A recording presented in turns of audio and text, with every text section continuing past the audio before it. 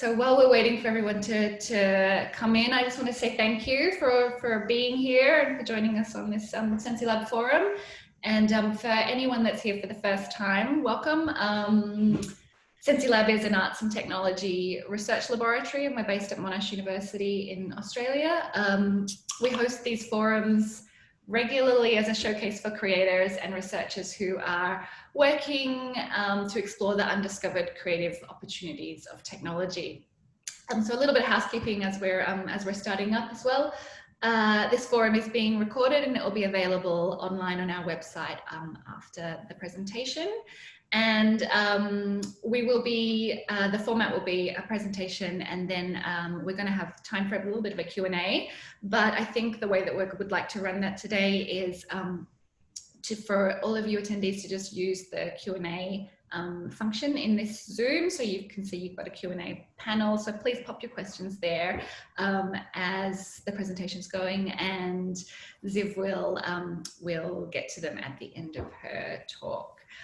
So today we're really excited and thrilled to be hearing from Ziv Schneider. Ziv is an artist and a designer who is based in New York, who works with new and emerging technologies, and she works often in the context of nonfiction storytelling. Her work has been shown really widely. She's been featured at IDFA Doc Lab, at MIT, at Sotheby's, at the Queen Museum, and the Futurium in Berlin. She is currently a creative technologist at the Brown Institute for Media Innovation at Columbia School of Journalism. And today she's going to be discussing her research and her creative work exploring the tensions between physical and computer-generated realities. So Ziv's work looks at the capturing of reality in various forms, from 3D prints to photogrammetry to I think some audio projects as well, and its manipulation and transformation in the digital space and what happens there when you kind of move between those two forms of reality. So thank you, Ziv, for joining us. I'm so excited to see what you've been working on and your upcoming projects as well. So I will now hand over to Ziv. Everybody, please pop your questions in the chat, and we'll open up the Q&A at the end. But right now, I'd like to welcome Ziv. Thank you. Hi, thank you so much for the introduction, Katie, and thank you to everyone here today. In the future, I'm in New York at the moment. I am going to share my screen and one sec, share computer sound. Okay. Can you see my screen? Yes. Yes, okay, great. So hello again, that's me, that's my avatar. I'm going to share projects that I've been working on, or that I've worked on since 2014, up until today, and kind of how each one of them has a different loop, different way in which the physical reality and virtual or computer-generated reality interact. I'm going to start with a project called Facing the Nameless. This is part of a series called Interactive Haiku by NFB and Arte. That's very short experiences, about a minute long. And in this one, I was looking at, as part of my obsession is I tend to find online databases.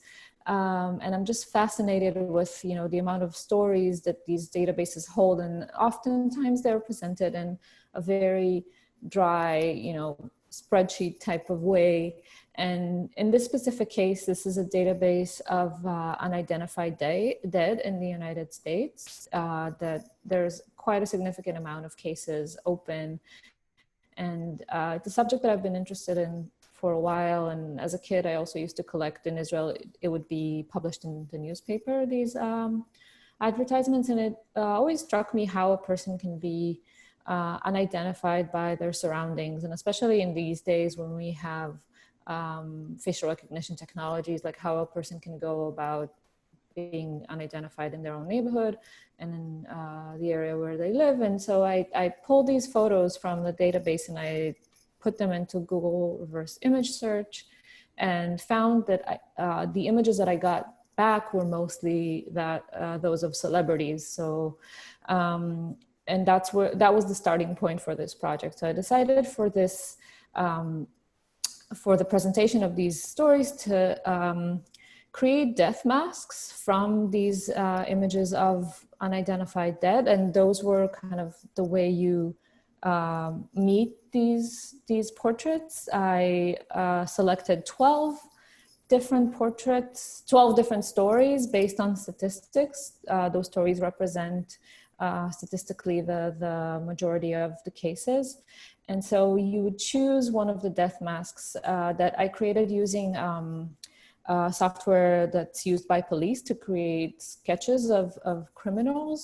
And so I used that to create a volumetric portrait of the individual. And so that's the first part where, you have some kind of volumetric aspect to the story. And then the second thing that happens is that you're taken to the lat-long coordinates in Google Maps and Google Street View, and you see where this person was found. So kind of putting you in that, in the place where it happened. Then it's followed by, the image of the person contrasted with the results from Google image search that yield mostly celebrities. So that was a project that I created while at school at ITP. And this obsession with databases and thinking of different ways to present these databases led to another project called the Museum of Stolen Art, in which I found several databases, the FBI and Interpol stolen art databases. And I also thought, this is, oh, sorry, this is the slide from before. This is so much information. So many interesting stories are behind these artworks, and yet they're presented in such a dry webpage that I don't know how many people get to see. And what if we could, use an emerging technology to tell the story in a more engaging way and get the public to be interested in it and search for these pieces and in a way gamify the search for stolen art. And so I taught myself Unity and used Oculus Developer Kit 2 at the time and created a very rudimentary gallery space that I populated with artwork on the wall. And these were the artworks from these stolen art databases, and created this Welcome to the Museum video of Stolen Art. The Museum of Stolen Art is a virtual space for pieces that went missing and cannot be viewed physically anywhere in the world. We are dedicated to being the foremost museum of stolen artworks in the world, and also to assisting in their recovery. For looted art, go to your right. For art theft, go to your left. If you come across any of these pieces outside of the museum, please report immediately to the International Police.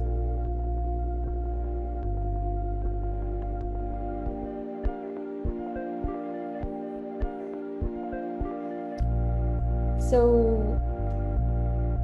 this was 2014, and VR was having quite a moment at the time. And that's when I think I met Katie soon after, and I on a panel actually talking about virtual reality. And the project got a lot of media attention, and I got inquiries from press wanting to know about the Museum of Stolen Art. And so I decided to actually try to release it to the public. And at the time it seemed to make sense to release it for Google Cardboard so that any person could experience it on their mobile device.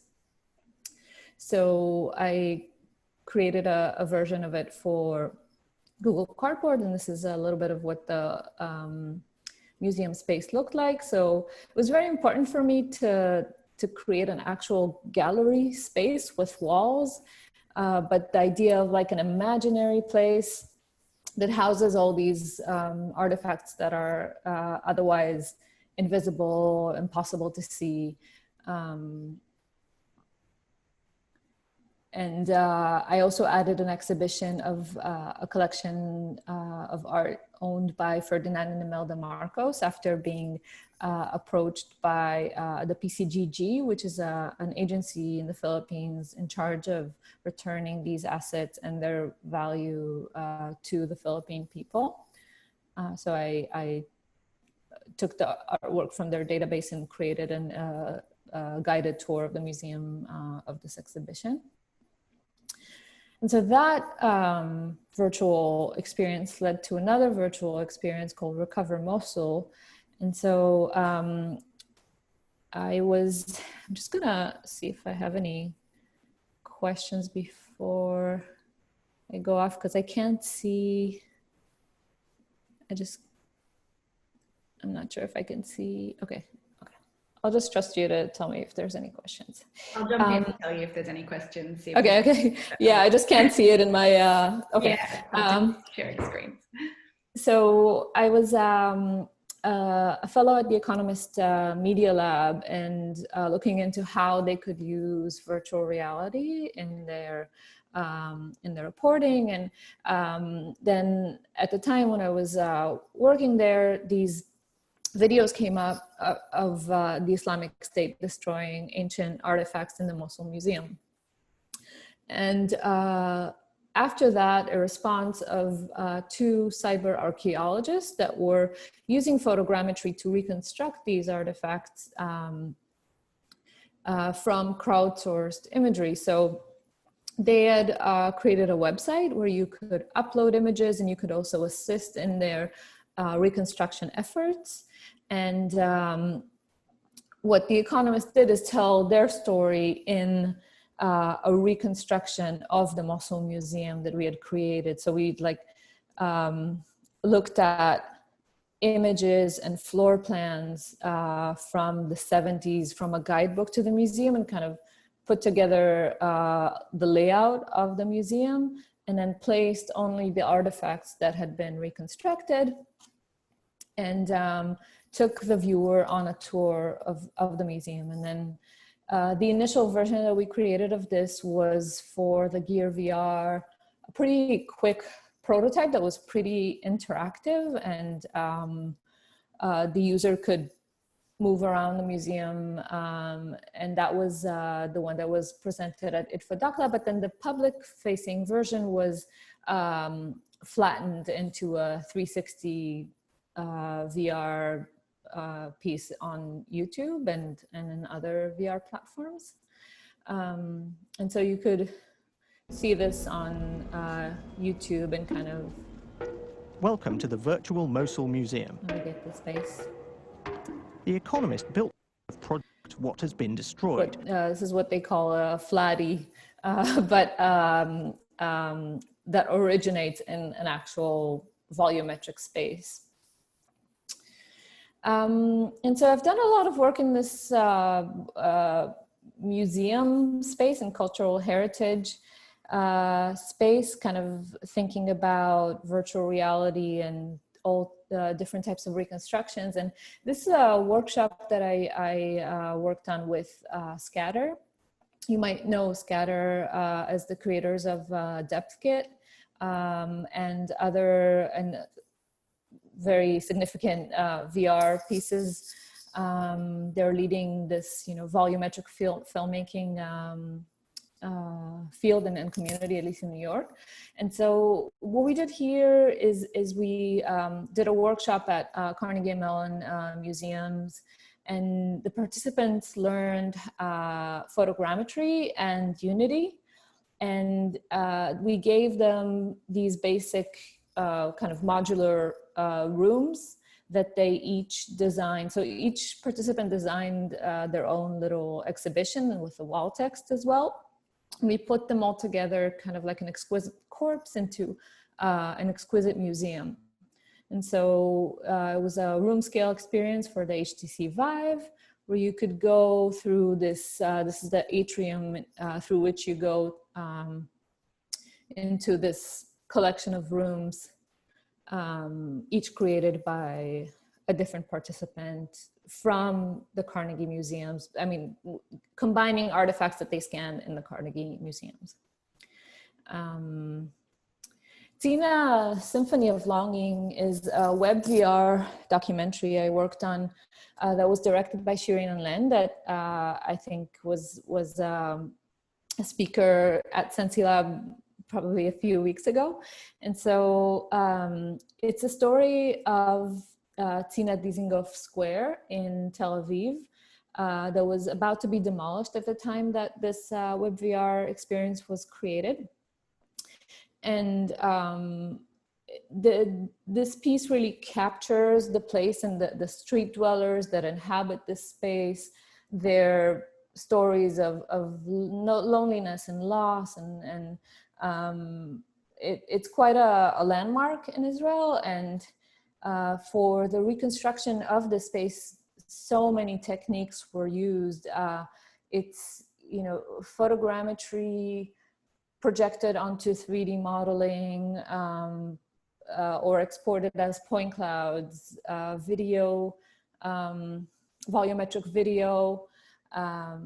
You can kind of see the mix of technologies in this image, and as well as just code animation. And it's accessible in the browser as a desktop experience or on the HTC Vive.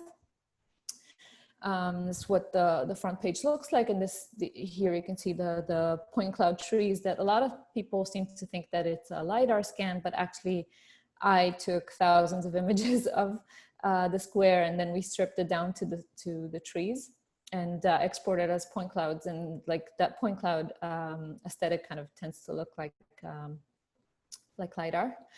And the square is presented like a snow globe that you can access, and every time you go on the website, it's different. There are a few chapters, and you'll get a different experience in different times of the day. So if you go in and it's 4 p.m., it'll take you to the nearest chapter that has the people that inhabit the square in that time of day. And the suns in the sky represent the chapters, and you can kind of, you know, look at the sun and change the chapter. It's a pretty, and to me, it was a really amazing project to be a part of, that really pushed the boundaries of what, you know, the technology can do. And also another experiment in, you know, kind of this loop of reconstructing a physical space that ceases to exist in reality and continues to exist online. Some more details of this project.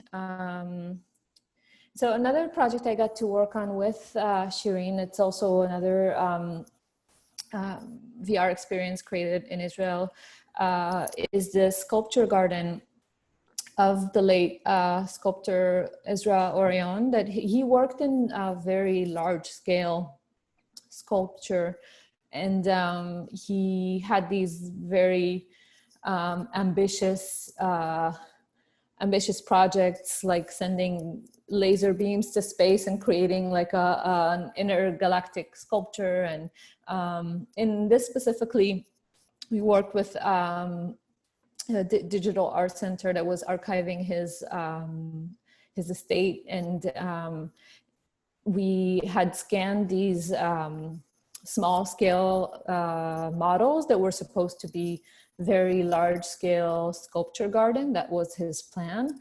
And with VR, we enabled people to experience these structures in the scale that he had intended.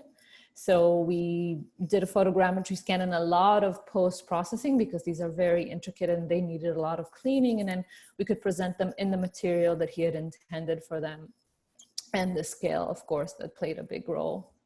And placed them in the desert environment that he had planned for them. And this was also a room scale experience. And myself modeling the... this was also accompanied by a soundscape that was designed by one of the people at the Digital Arts Lab that contributed quite a bit to the experience in my mind. Okay,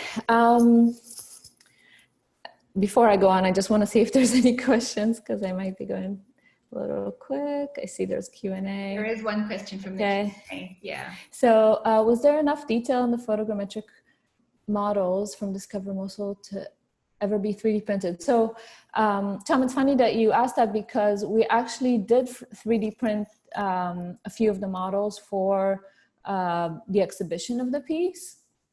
They weren't complete. So what we did actually for the presentation, some of it was color and the rest was white, the rest that we had to kind of complete to print them. The people that had done the reconstruction, Chance Kokenauer and Matthew Vincent, the archaeologist, they kept improving their process. So every time they would get new images, they would kind of redo the photogrammetric reconstruction. And the lion was always like their piece that they, tested new workflows on. But yeah, to answer your question, there was enough detail to print. And that leads me to actually a project that is all 3D printing, but didn't start off that way, called Watertight, created with Caitlin Robinson. Watertight is a specimen collection documenting single-person households in New York. It's a series of 12 portraits that can fit in the palm of your hand. They're 3D printed in color and created with 3D scanning using infrared, so using the Kinect sensor. We were looking at housing infrastructure and the increase of single person households, people living alone more than ever before, and phenomenons like small living, tiny homes, capsule hotels, and also how the existing infrastructure changes to accommodate people's needs in different types of ways. And so this was my thesis project for my master's program, and I was we were waiting for 360 camera to arrive. At the time, you're talking 12 camera rig or however many cameras. And while we were waiting, we decided to try and use a Kinect or something to scan the environments. These are some of our subjects. It seemed like nothing can go wrong. Or the idea was, okay, we'll go in and we'll scan these environments and these portraits, and we'll get a perfect representation of these places. And really what happened in reality was what actually ended up inspiring the projects. And so I consider this a project about change. So this is the scanner setup that we had. This was a Kinect on a monopod with a light that was connected to a laptop, and the subject would stand still for about 5 minutes while I wave the thing around. And you can see here, the scanner input, and there would be a lot of interruptions and a lot of, I had to do a lot of takes. But this is what the result looked like, at least the digital, the virtual result, and, kind of all messed up, gooey, pixel mess. And but really what we were really inspired by is a function in the software called Watertight. So the Watertight function in this Kinect software adds this external shell that, while it looks very organic, is all machine generated. It's all algorithmically generated and taking the colors from the interior and just sealing up holes and making the scan printable. And there was something about that organic feel that looks like an organ or like a shell that really resonated with what we were trying to capture. And we decided to really to continue and flow with that, you know, unplanned aesthetic. And these are the categories that we were working with. So really thinking about it like a specimen collection. So these are illustrations that we had done for the different categories. And you know, when I submitted my thesis project, these were still not printed. And then after someone had suggested, you know, trying to print them, that really guided the whole continuation of the project. And it ended up being a 3D printed specimen collection that we had done in photopolymer resin. And this is from the display in the Museum of the Future in Berlin, and from an exhibit that talks about, you know, the change in housing infrastructure and people living alone. And this is Jerry, that I consider kind of like the mascot of our project, that has been living in this SRO for about 30 years. Yeah, so that's Watertight, that we hope to continue to, you know, do more series in more cities, and kind of it has become relevant with COVID, thinking of one person, one space in the living machine. Another project that also has to do with home is a household arts for students from other lands, which is a project in augmented reality commissioned by Teachers College. And I had worked with Teachers College and dug through their archives and found this very intriguing syllabus called Household Arts for Students from Other Lands from 1923. And so this was a class teaching domestic economics for foreign students. It was only taught for that 1 year. And as a, you know, as a foreign student that's also building their home in America, I was really intrigued by this and thought, you know, I also have a desire to learn how to live, and I know how to make Unity games, but I don't know really how to basic life things that I've always kind of didn't pay much interest in. And so I decided to take the syllabus of this class, and other things that I found that were really interesting about this time in history, and bring it into augmented reality, and I'll explain why specifically augmented reality. But these are the classes that were part of the course. And another thing that happened at the same time in America was a movement called Better Homes in America. That was a presidential commission created to address something of a crisis that they identified in the American home, the American family, after World War I, and women had, you know, joined the workforce, and divorce rates were going up, and people were buying less homes. And so this was a movement to encourage people to own homes and also teach them how to run their homes. And part of this was practice cottages. And so practice cottages were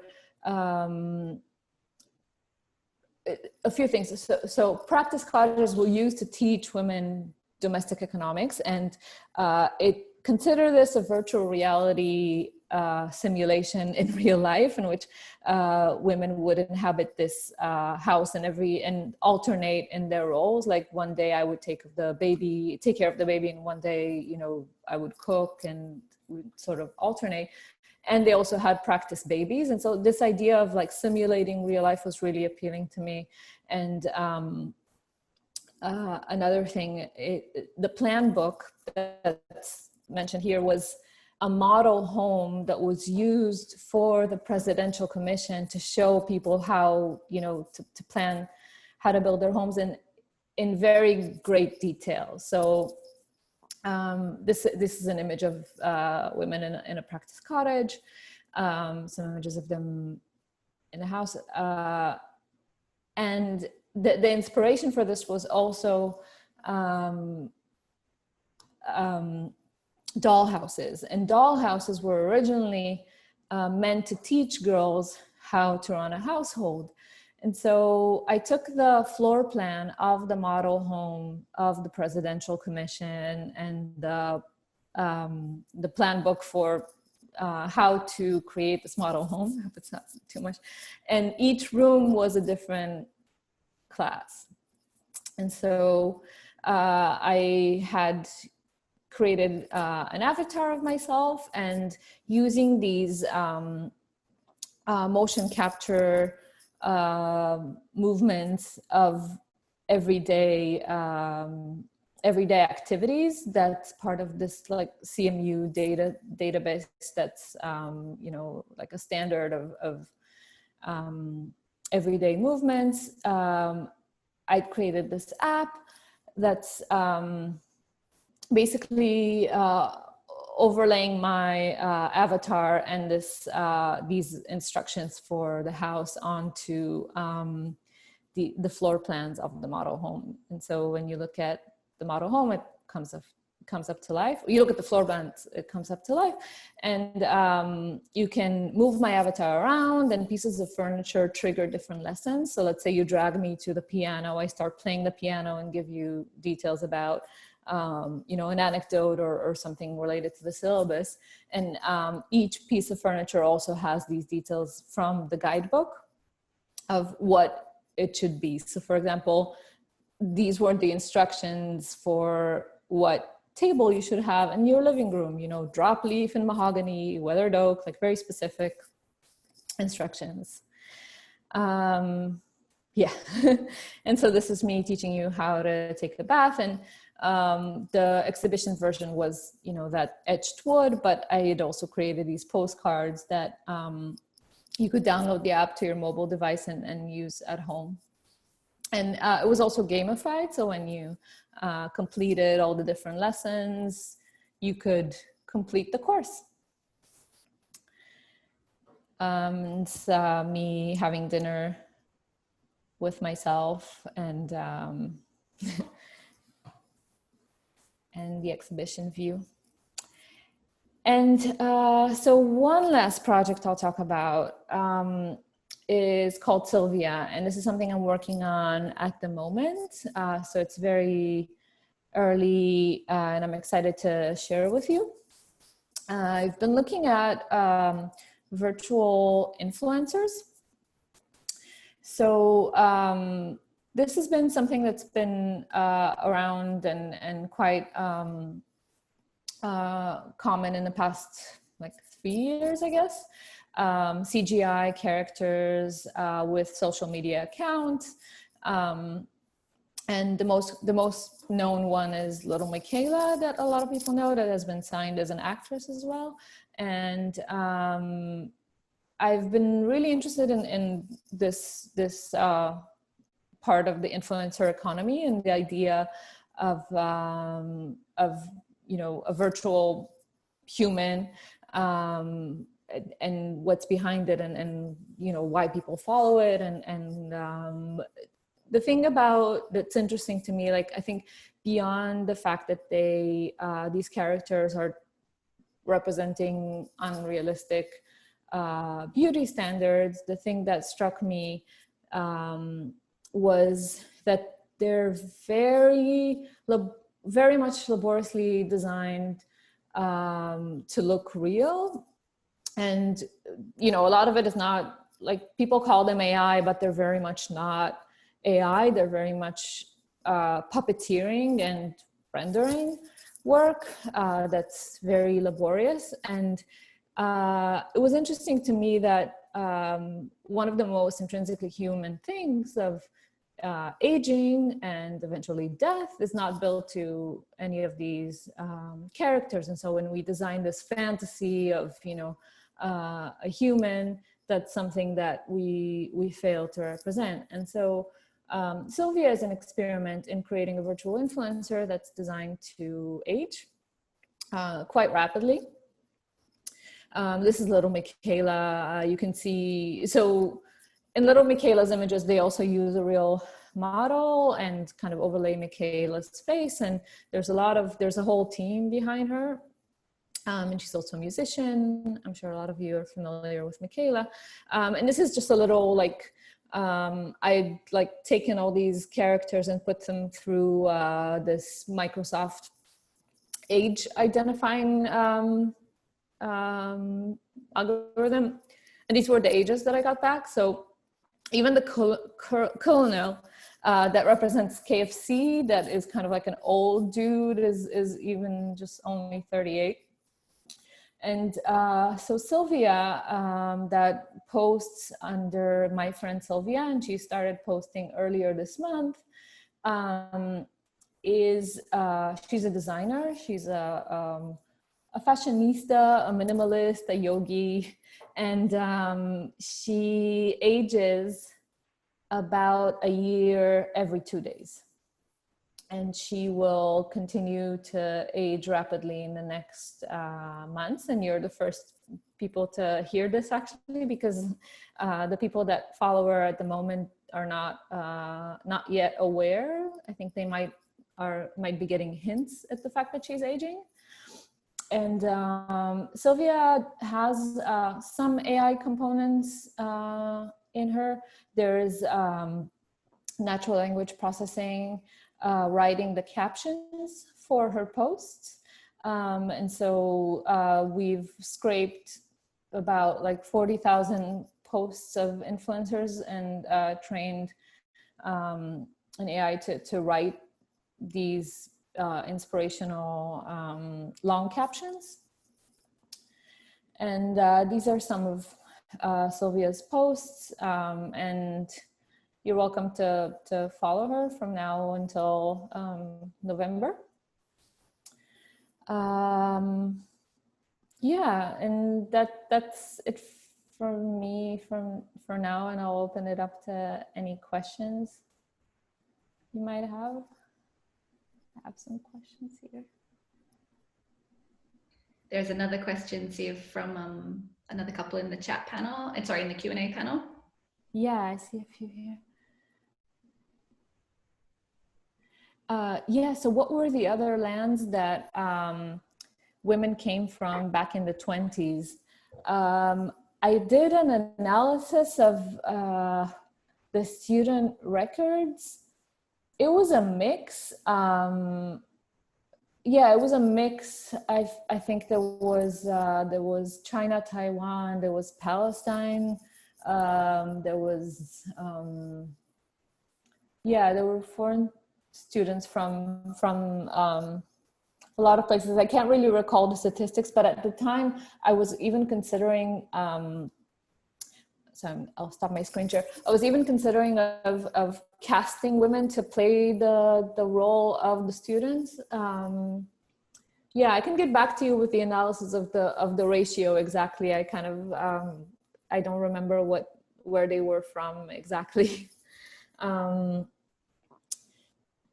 And I have another question about, besides the appearance of aging, do you plan to include changes in taste,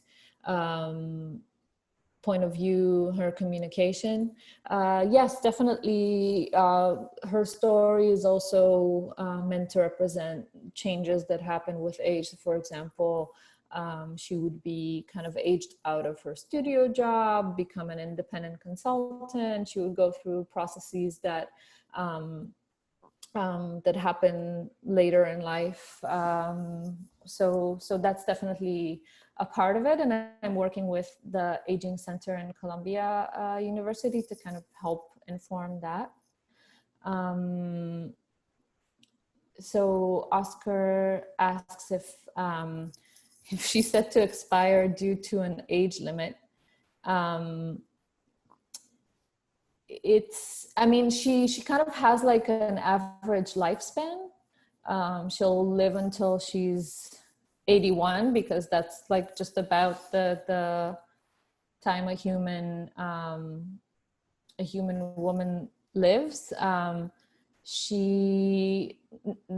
The plan towards November is also towards a certain festival that this will be a part of. So we timed it so that, you know, she had to start posting in July, and I felt like any delay, I'm gonna take off years from her life. Every time there was like a slight delay, I'm like, this is just gonna take off years from her life. But yeah, that's why it's November. And Josh is asking, how would I unfold her death? So that's a great question, and it's one that we've, I mean, first of all, we need to unfold her aging. And, you know, like, this is, I consider it somewhat of a performance that's designed as we go. And I know for now that she will not wake up one day. She just will not wake up. There's not going to be any dramatized, you know, accident or illness or anything like that.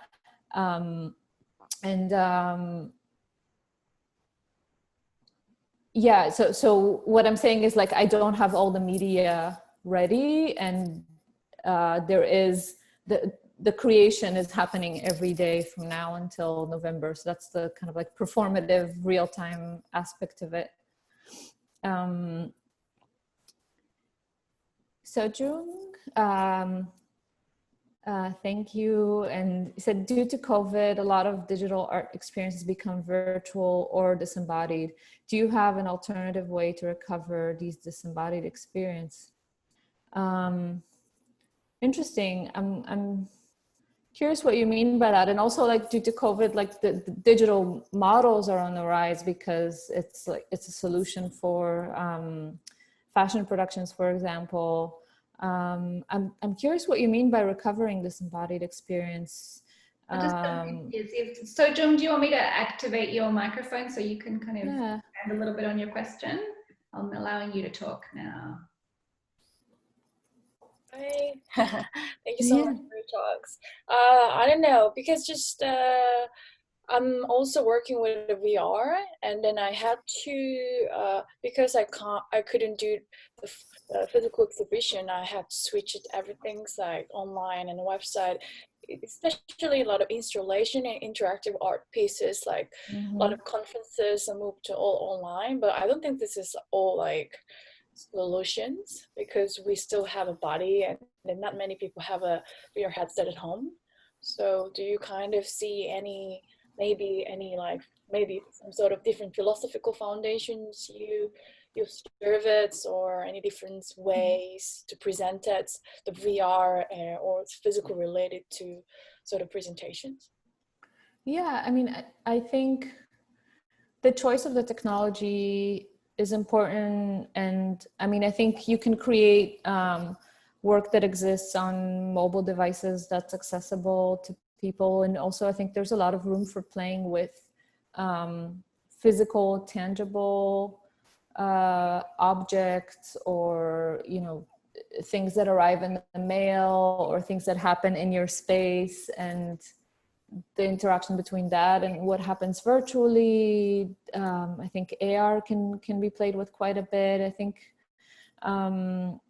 one thing that I'm excited for this festival, for example, that it seems like they want to play a lot with, you know, things that happen in several actual like physical spaces, as well as remotely in people's homes. Yeah, I think those are the things that I'm mainly excited about. And I really want to incorporate the postal service somehow. I feel like having, you know, people receive a tangible object that can kind of play into these experiences is a very interesting thing to explore. VR, I think, is I don't know, I get very frustrated with issues related to hardware specifically. For example, like, you know, things get discontinued all the time, like the Oculus Go just got discontinued, and I'm frustrated with VR. I'm sorry, guys. I'm gonna read more questions. Does that kind of answer, Sojum? Yeah, great. And then also I ask another question as well. Maybe I can just read it, because I'm creating a mobile self-care application for a new household. So curious, what was your observation about their lifestyles and their common traits in your project? I've been living alone for so long as well, so that's why I've tried to make those kind of application, especially during the COVID. It's interesting. It sounds like it's a mix of it's a mix of a few things. It's like a mix of the living alone and how to live. And then also I saw this project that talks about like how we're using our households in different ways now, that due to COVID and like work from home, and how to plan your house differently. Yeah, it's interesting. I mean, I'm trying to think of like what I learned from people's from documenting people in their spaces. I mean, I think music was a big part of it. I think,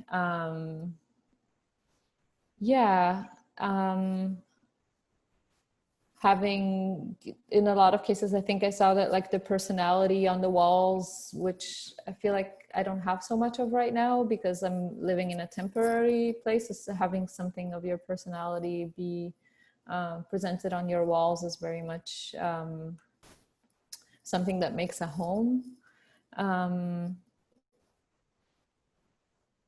Yeah, what else about the lifestyle? I think it's really interesting to look at actually the curriculum for the class, and the writings that was happening at the writing that was happening at the time. That a lot of it seems like very obvious and dated, but these were like new observations for the time, like things related to hygiene and nutrition that were starting to, you know, it's research that had begun at the time. And so I'm happy to also share those kind of archival items with you if you'd be interested to just see, you know, what the syllabus and material was like, if that's interesting for you. Oh yeah, that would be great. I'll email you. Thank you very much. Okay, yeah. And so Josh asks about a virtual funeral as a celebration of her life from the perspective of the followers. That is part of the plan. We're going to have a virtual celebration to end her life, and it will some of it will depend on the amount of popularity and followers that she will have. So some of the design of the event will be inspired by it, but we're also thinking a lot about it in, you know, these times when kind of virtual funerals have become a norm. And so it's going to be also informed by that. And Oscar asks if Sylvia is inspired by Sylvia Plath, and she's actually not. The name Sylvia is derived, it's kind of like an acronym. When I first was working on this project, I referred to it as the Silver VI, as like Silver Virtual Influencer. So that's what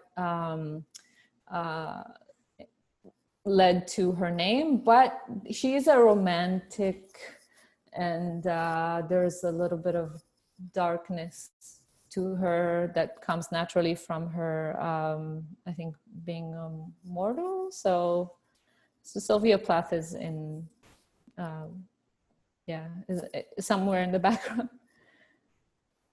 Can I jump in, Ziv, because I can't actually type the question. I wanted to talk about the narrative that you're going to be unfolding through Sylvia, and how you're kind of approaching that about that process of kind of shaping the narrative of her life. I know you said that the posts are going to be coming from machine learning and AI, but how are you kind of thinking about how to stage kind of a story in that framework? Yeah, so the posts alternate between AI and script that I am writing. So every other post, one post is an image of her and a caption that tells you something about her own personal story. And then the next post would be kind of like design, inspiration, and that one is accompanied with text that's generated by AI for her to fit into the influencer world, if that makes sense. So it's kind of a hybrid in that sense. And so the posts that are written by me are the ones that will give you kind of more of her story. And also with the AI, I also curated and find, things that would kind of align with her story. So there's, I generate a bunch of different ones. And it's interesting to think of the person that I'm working with, Alex Calderwood, to generate these. He's often looking at, use cases for this type of like NLP work. And a lot of the times it's even just to help you write. So even for the captions that I myself write, I would write a few words and generate some paragraphs. And sometimes I would draw from that and use that for her, for the captions that I myself write. So it also helps with the rest of the writing. I have more. Does that answer kind of? Yeah. Sorry. There's some questions in the chat panel as well. I just wanted to point you to. Yeah, I see. Will Sylvia become cynical and politically conservative in her later years? No, she will not. She will. No, she will be positive. She's not very political in general, and I've had a lot of thoughts about whether whether to use her feed to, elevate and promote certain agenda, but I'm trying to steer away from it as much as possible. I have a question here. What pedagogical drivers do you relate to during your design process? That's interesting. I mean,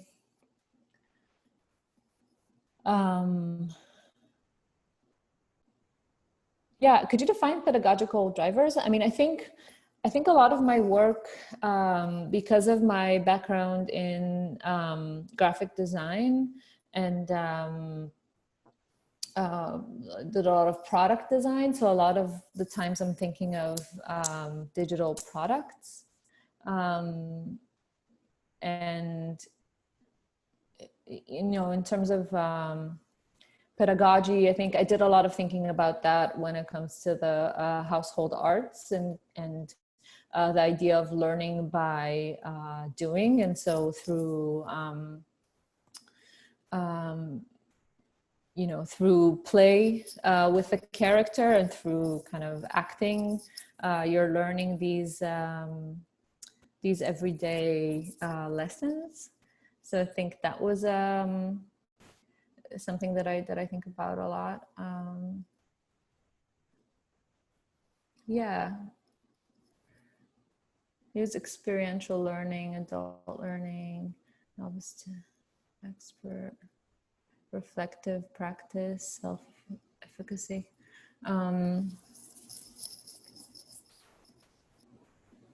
Yeah, I mean, I think experiential learning is something that I think a lot about. AI core to simulation. I'm just reading what Erwin is writing here. Erwin, would you like, I'll give you access to your microphone. Feel free to use it or not use it if you would like to.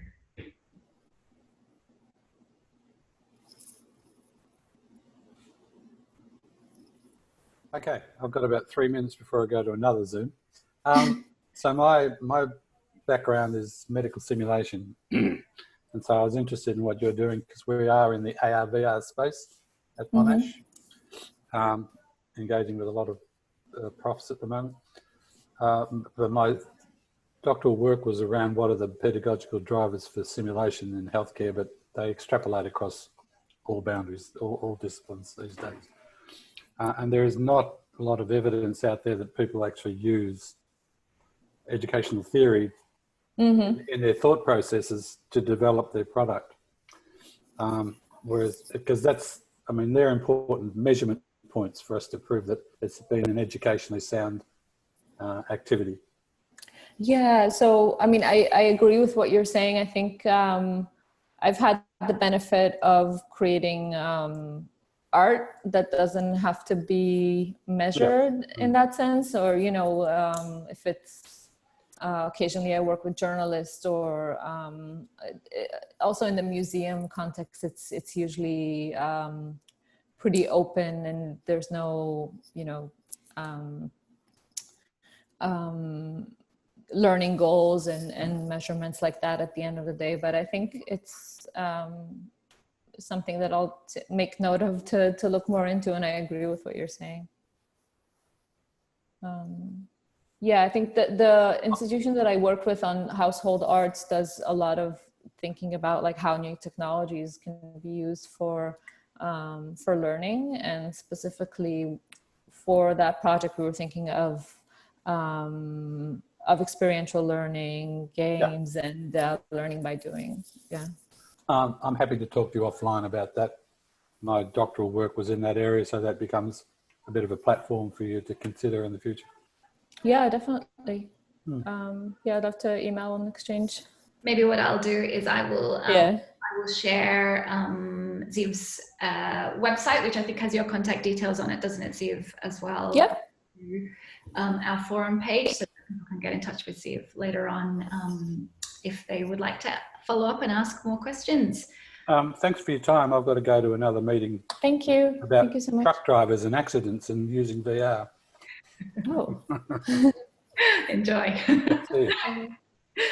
I'll just pop my video back on and ask if anyone has any final questions. I'm just looking through the panels. I haven't seen anyone else got anything, a burning question for Ziv before we kind of close off the conversation. We've got about a minute left.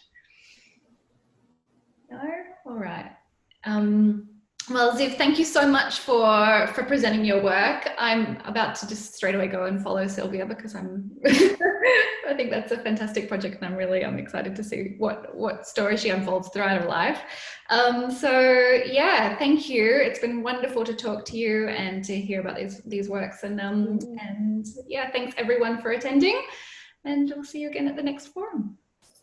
Bye everyone. Bye. See you. Thank you all. Thank you.